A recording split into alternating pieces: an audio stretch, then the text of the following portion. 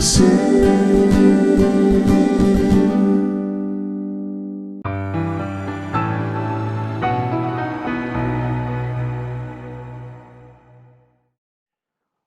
Om, tante, papa, mama, opa, oma, di mana saja berada, selamat baku dapat kembali.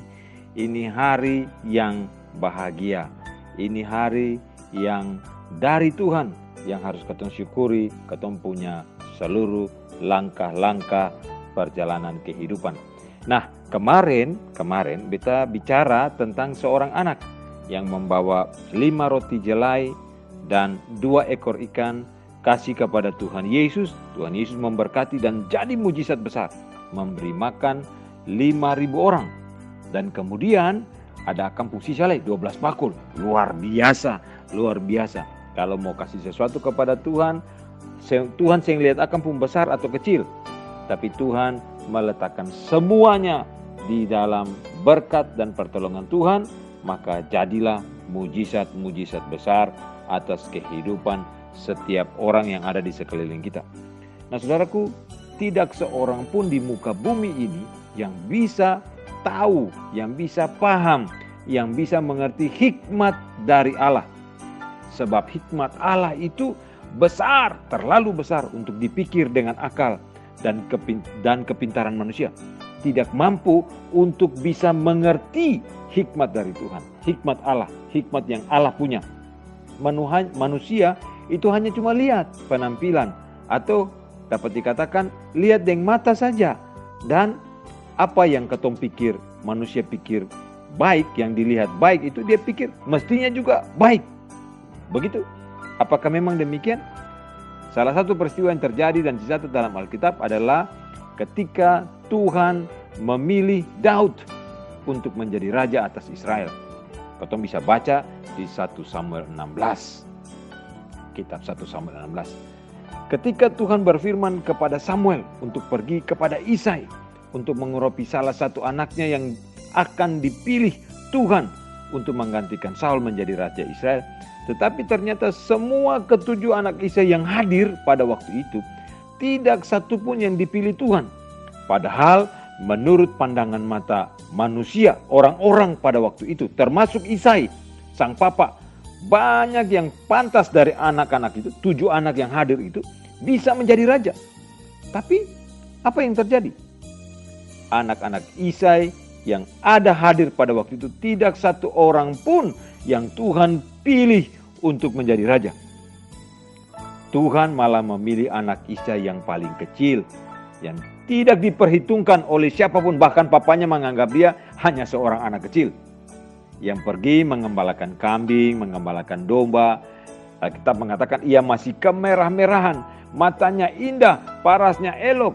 Justru kepada anak Isai yang paling kecil itulah yang namanya Daud, Tuhan berfirman kepada Samuel di dalam 1 Samuel 16 ayat 12b dan 13a. Lalu berfirmanlah Tuhan, bangkitlah, urapilah dia, sebab inilah dia yang akan menjadi raja atas Israel. Samuel mengambil tambung tanduk yang berisi minyak urapan itu dan mengurapi Daud di tengah-tengah saudara-saudaranya. Daud seorang yang kecil, seperti anak kecil yang kita bicarakan kemarin, seorang anak, tapi Tuhan memilih Daud untuk menjadi raja atas Israel. Di zaman sekarang ini, saudaraku, banyak orang lebih menghargai penampilan, lebih menghargai gelar, lebih menghargai jabatan, lebih menghargai kedudukan, lebih menghargai segala-galanya yang bisa dilihat, diukur dengan mata jasmani kita. Buktinya, mereka yang berpenampilan bagus, parlente, lebih dihargai, bahkan lebih dihormati daripada orang yang hanya berpenampilan biasa dan kelihatan tidak punya apa-apa. Padahal kita tidak tahu bagaimana hati orang yang biasa-biasa itu, yang berpenampilan biasa-biasa itu. Itulah manusia, hanya melihat apa yang di luar, tetapi tidak demikian dengan Tuhan. Tuhan melihat hati, sebab memang hanya Tuhan yang tahu isi hati manusia.